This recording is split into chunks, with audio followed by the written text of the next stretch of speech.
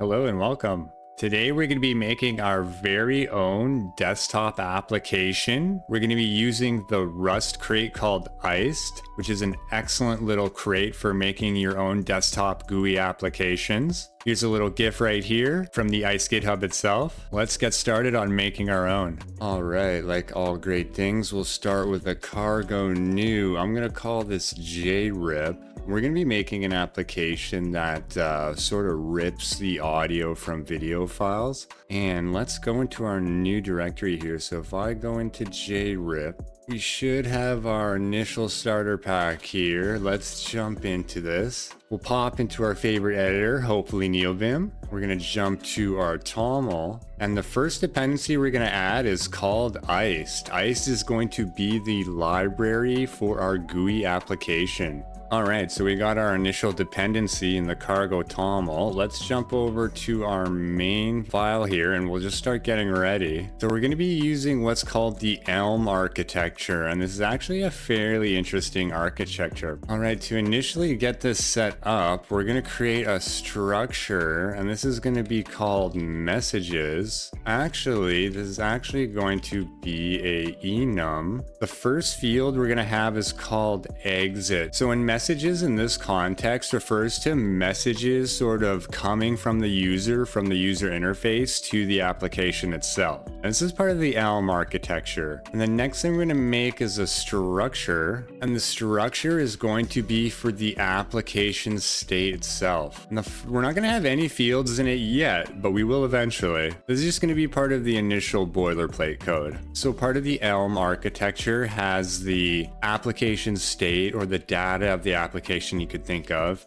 And then there's going to be a messages portion of this architecture, which represents messages coming from the user interface itself. We're going to set up two functions. We're going to call one function the view, and this is just going to take the state itself. So I'm going to add as a parameter the app state right here. It's going to return what's called a element from the iced crate. Inside here, we're going to be passing the messages back. And the first element we'll start with will be a text element. Just says, oops, add the wrong text element here. Let's use this one. We'll call it a call into to turn into an element, and we'll say hello from application. We're going to create an update method. We'll call it update. This is going to take the application state just like before. So I'll yank that, pop that here. And the second parameter is actually going to be the messages, or rather the message enum. I'm going to rename that to message. And for now, we won't do anything in the update method. We're going to alter this a bit. We're going to alter this to turn a iced result. Just change that to result. And here we're going to be running the iced module called application. We're going to give this a title. I'm going to call this JRip. It's going to take two other methods as parameters, and that's going to be the update method we've defined up top, the view method we defined up top, and we're just going to call .run. And I just missed some things here. On the update function, I missed making the app state mutable, and we also have to implement the default trait for the app state. Oh, and I'll add the debug trait to messages. I guess you have to have that, and that should clean it up. Now I'm curious what happens if I run this. Let's go into our JRip directory. I'm going to blow this up a bit. I'm going to do a cargo run. We should start compiling and building and whatnot. All right, and when it's ready, we get flashbanged with hello from application. I'm going to close that real quick just because it's way too bright, and we're going to get that looking a little better. So one thing I really like about the Iced crate is that it took everything I would have needed to do from theming and basically did it for me. So to add a theme to this, we're just going to call the theme function. I should just be able to give this a closure, and what I'm going to be returning back is a theme. And then we're gonna go with Kanagawa Dragon, one of my absolute favorite themes. And since I won't be using this variable, I'm just gonna pop that like so. I'm gonna head up into the text section here where I put the size method to have a determined size for it, to set the size of it. And if I go to run the application now, we're gonna see we're no longer being flashbanged and we're getting hello from application, and it's already kind of starting to look good.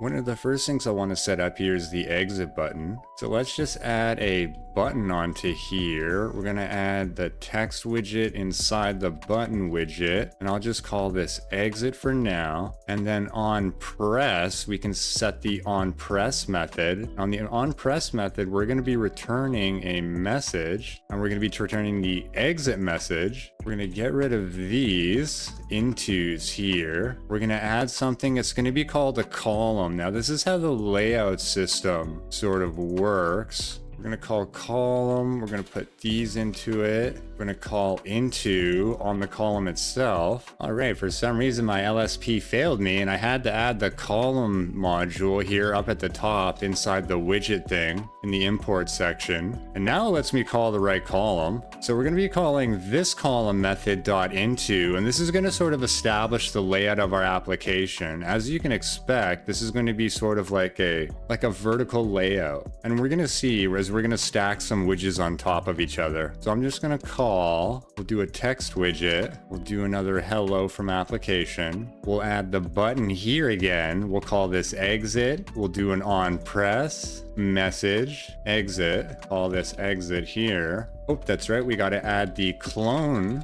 We got to add the clone trait to our message enum. Forgot about that one. So your message enum should look like something like this, with the debug clone. And to finish up, we're going to be calling the column macro. We're going to be calling the column macro. We're going to be giving it the text widget. We're going to be adding a button widget. We're going to be calling .into, which is going to return the element. And as you can see from what this is going to look like, we have our hello from application here up top, and we have our exit button right here. Now, if I press it, it's not going to do anything. We're going to set up the functionality for that right now. To get this button set up, first I want to just add to the end of the text thing, the sizing thing that I forgot, so I can make the size look a little bit bigger. I haven't done size on the button yet. Let's try that on the button too. Do I have size on the button? No, but I do have it on the text inside the button, so that might do it. Let's run this again, see what that looks like. And when that started, oh yeah, this definitely looks bigger.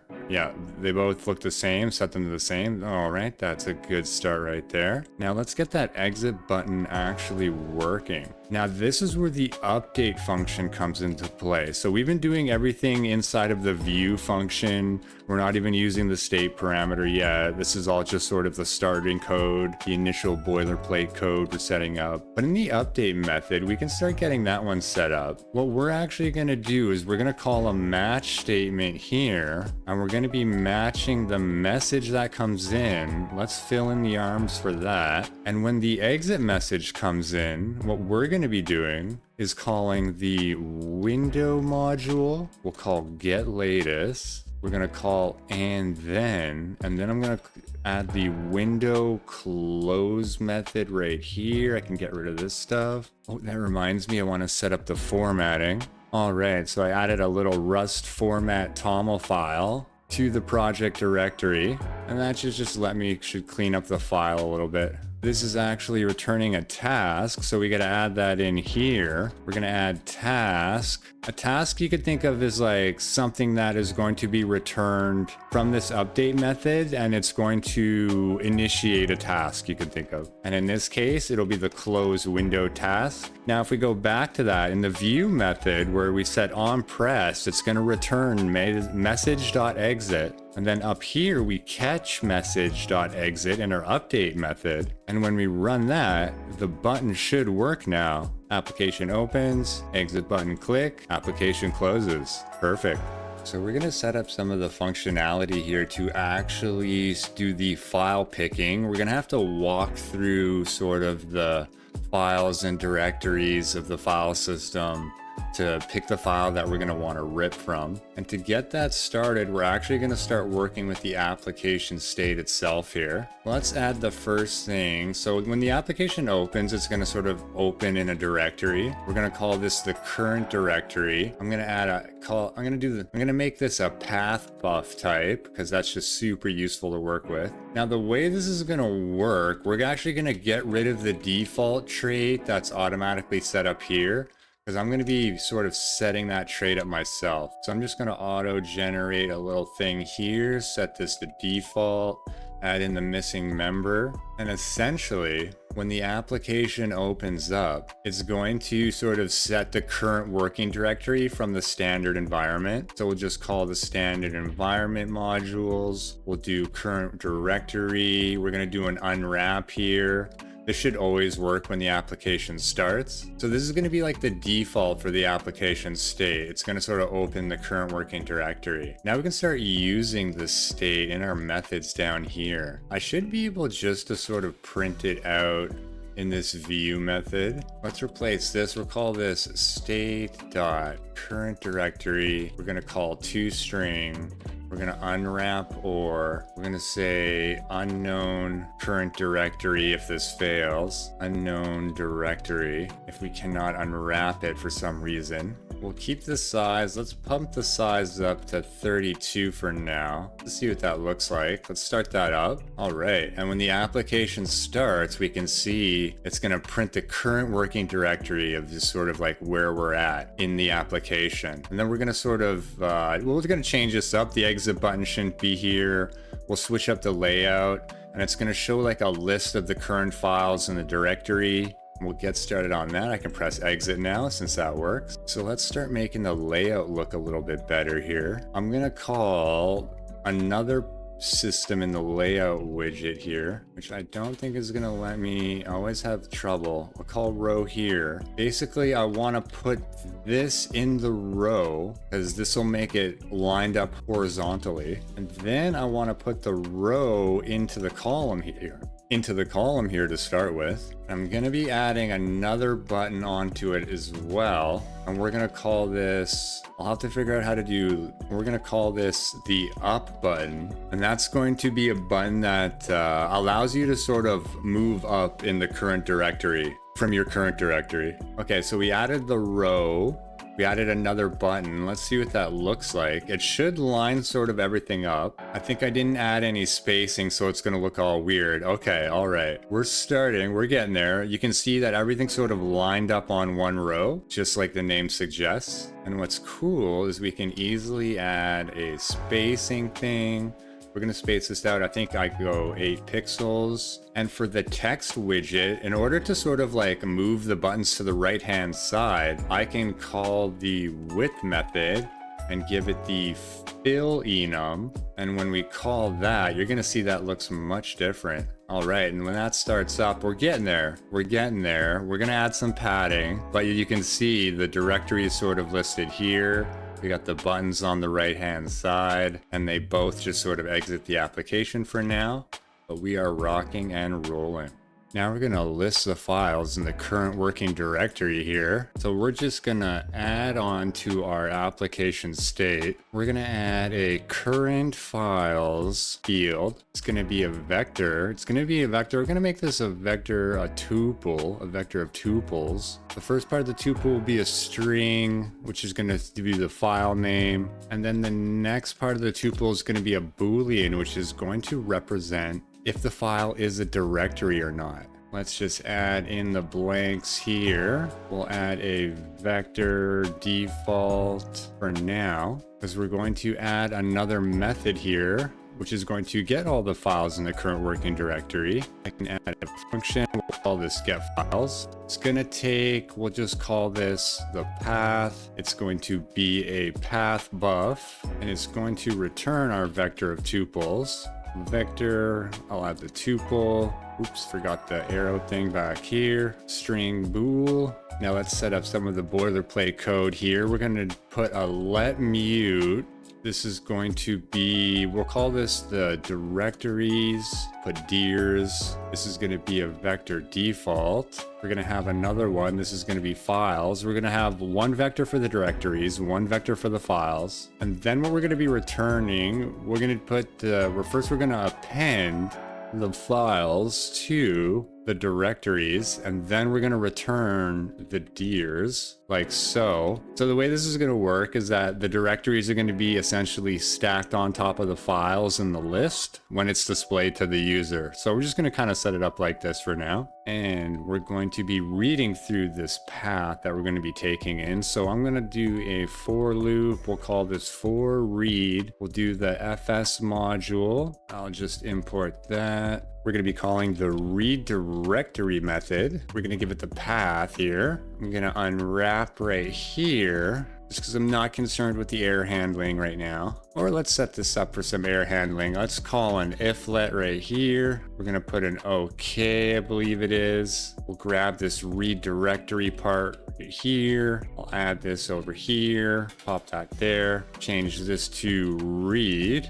I'll call this read dir. We'll grab this statement, pop it up here. So for read and read dir, the read dir variable, we're going to do another iflet because I want to unwrap this here as well. We're going to be unwrapping the read because this also returns a result. We'll call this directory entry. It should be changed to OK, just like before. Let's move this up a little bit. Now, if we have the directory entry, we're going to be calling another iflet because we're going to check if the directory entry actually has a file name to it. I think this is a optional, so it's going to be calling some. But I'm actually going to call toString on that as well. I'll change this to name variable. So if we do have a proper file name, we're going to be calling an if statement. We're going to be checking if the directory entry is a directory or not, and then that's going to determine which vector we fill up. If it's a directory, we're going to push into our dirs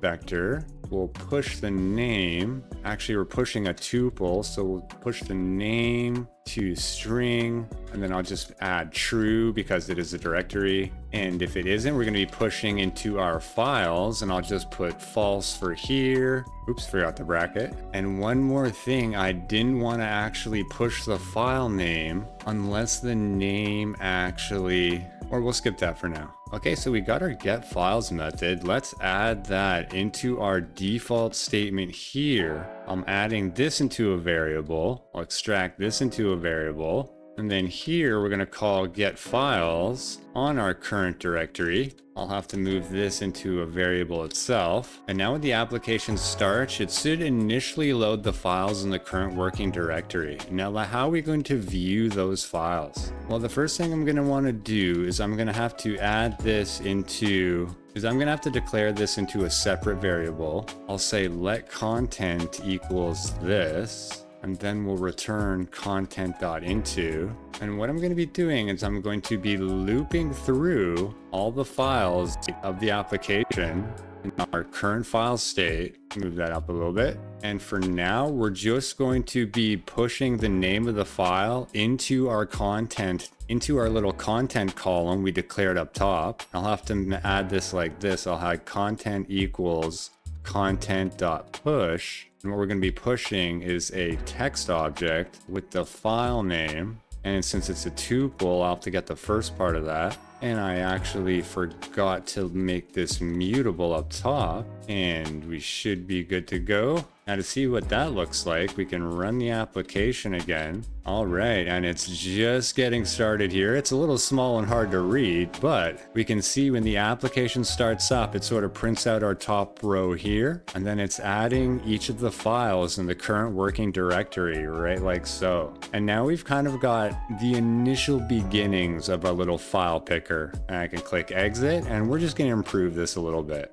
All right, we had a little issue with the video. So we updated the file list to display the contents of the file a little bit differently. We're going to be calling an if statement. We're going to be declaring a text widget with the file name and giving it a specific size. I'm going to be checking the second part of the tuple, which declares if the file is a directory or not. If it's a directory, I'm going to push a button into the content list. If it's not a directory, I'm just going to push the text widget into the content list. And I actually adjusted the style on the button itself. So you can change the styles on the button themselves using special methods, which if I move this up to the top here, you can see just sort of how the method is declared. It's basically just a method that returns an implementation that looks like this, returns a button style, and it's going to be returning a closure within it. It's a little bit odd, but if I start it up, as you can, the directory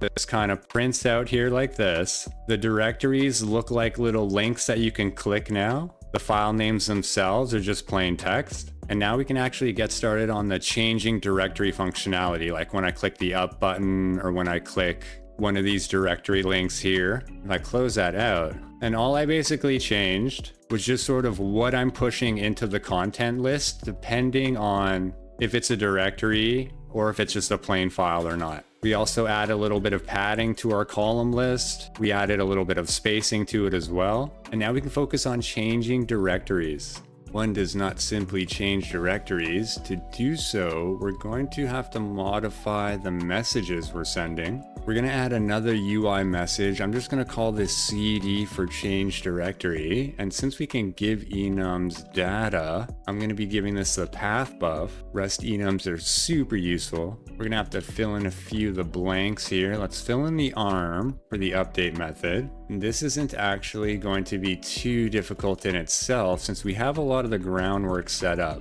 Essentially, we're going to be modifying the state. So I'm going to get rid of this thing here, jump down here, finish this off. We'll change state to the current directory to the path buff. We're going to return a task none. And we're also going to be changing the current files in the directory using our getFiles method, which is just going to take a reference to the current directory. All right, and that's really it for the update method, I believe, for that. Now we can change some of the button functionality. The first button I want to change is the up button here. So the message we're going to be returning. Here is going to be a little bit different. It's going to be the CD, and the actual directory we're going to be calling is the state.current directory, the parent directory. And since this is an optional, I'm going to call unwrap or. And if we have a problem unwrapping the current directory, I'm just going to give it the directory we started with, and we'll have to call toPathBuff on that. All right, so that's it. So when we click the up button, that should send a message to our update function, which is then, in theory, going to change sort of the current working directory and then the list of files that are displayed. So if I run this, we'll see if it actually works. And if I click the up button, as you can see, it moves up a directory, and I can click the exit button now. So that's working perfectly. We're not quite done with changing directories yet, but this is a good start. So now I want to make it that I can click into the directories when I press on the link buttons. So let's just set up the functionality for that. Let's move that up here. We're going to create another variable here. We're going to call this letFilePath. And what this is going to be is we're going to take the state, we're going to take the current working directory, we're going to clone it here. I'll make this mutable because I'm going to be pushing onto the file path. I'm going to push, and we're going to be pushing that same file string. Get the file name from the tuple. We'll be pushing that. And that's going to be the file path that we're going to be returning here on the button press. So we'll change the message here. I'll add CD, and it's simply going to be, it should just be the file path. I'll give it like so. And now when I run the application, if I click into the source file here, it moves into the source directory. We can see the source directory, sort of the current directory changes up top here. The file listed is just main.rs. I can click the up button now. I can move up a working directory. We can go into the target directory, look at the files in here, go to the debug. There's our JRIP application. I can move up again. So now we got the changing directories working just as intended. Now I just need the analogy to do the audio ripping from video files. And then my application will pretty much be complete. Also useful to note, we pushed into our content column a horizontal rule, which is what gives this sort of line up top here. It gives us like a horizontal line that separates the files from our current working directory row up top. So just important to note, close that down. So the first thing I want to change here is my get files. Let's go into Telescope. Let's go to the get files function, pull that up top. So I only want to add files. I'm only going to be looking for specific files with specific file extensions. So I'm just going to call an if statement. I'll say if name.ends with, and I'm looking for MKV files specifically. There's a few ways to do this, but I'm just going to do it like this because it's a little bit easier for now. And in theory, it will only show files that are the files that I'm looking for when I run the application. So if I run the application,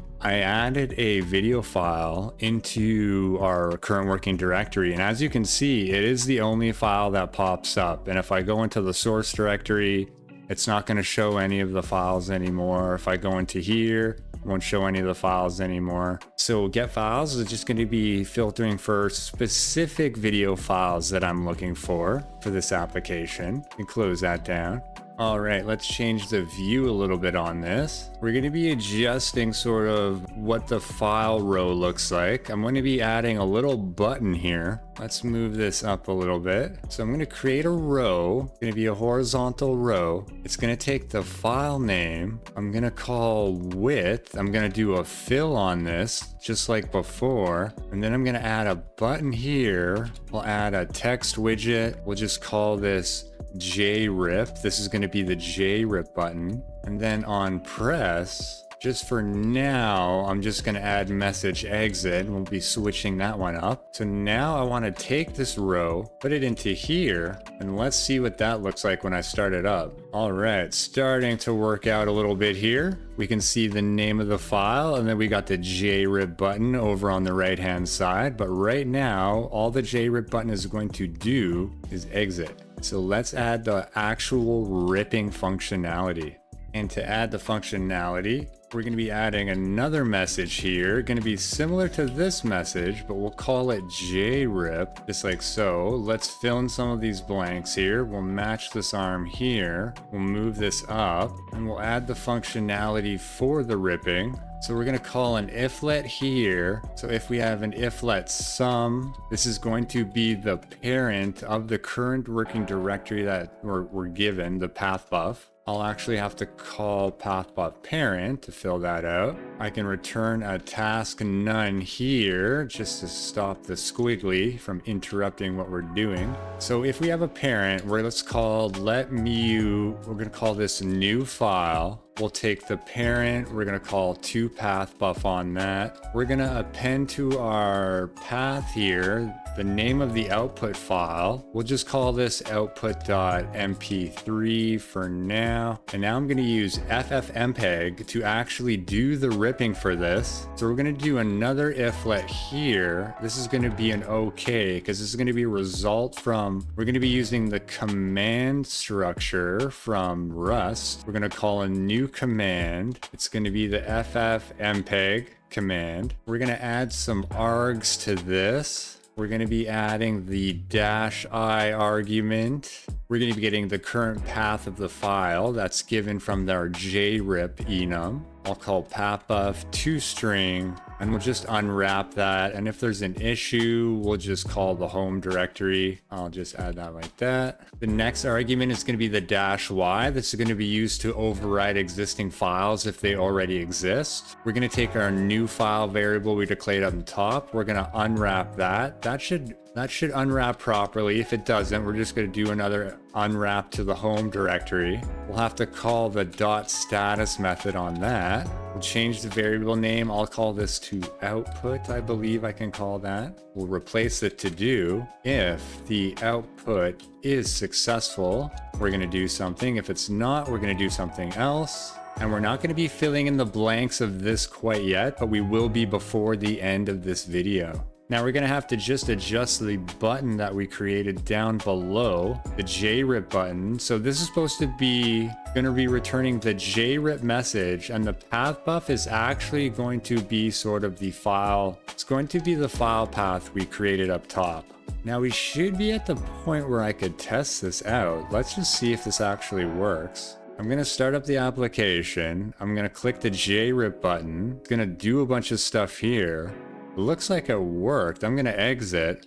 Let's look into the current working directory here. It looks like I do actually have an output file here, an MP3. And if I play that file with my MPV, you can't actually hear that because of the audio setup on this video, but it did in fact rip the audio from this video. And we have our output MP3 file. The JRip application is working as expected. It is ripping. It did the overriding properly. Now I just want to add a little bit more functionality, like a little bit of a pop-up, a little bit of a interaction here, just to let us know if this thing actually ripped successfully or not. So let's exit out and get started on that. And to get our little pop-up functionality started, we'll have to adjust the state of our application a little bit here. Let's add another field to our state. We'll call this pop-up. It's going to be an option. It's going to have a string inside of it. We'll fill in the blank here. We'll start this off with a none. We're going to have to add another message to our little message interaction. We're going to call this message close pop-up. We'll have to fill in the blanks as well here. Scroll down here. To handle this, it's going to be pretty straightforward. We'll be returning a task none as usual, and we'll just be changing the state pop-up to none when we want to close the pop-up window. Now, if we do have a successful output, we'll change the state pop-up here. We'll add a pop-up option. Let's give this a string.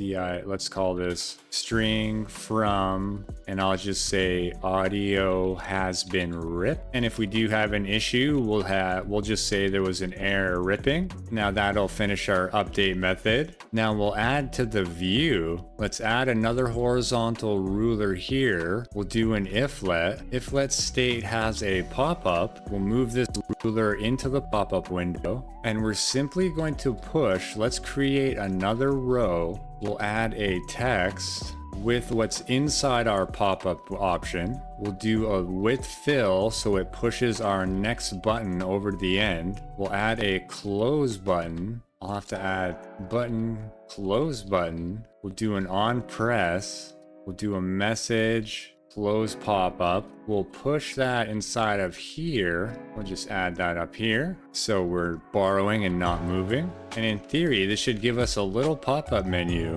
when we actually finish ripping the audio. So the application started. We got our audio file here. Let's rip it. When the audio is finished, we can see audio has been ripped, pops up here, has a little close button. I can click this, closes. And now I've got all the functionality for my little ripping application. Now this was just a little sort of guided walkthrough, a little guided tutorial on the iced crate. Great for making little desktop applications using the Elm architecture. If you did find this video useful, please consider liking and subscribing. It helps the video and it also helps the channel. Take care.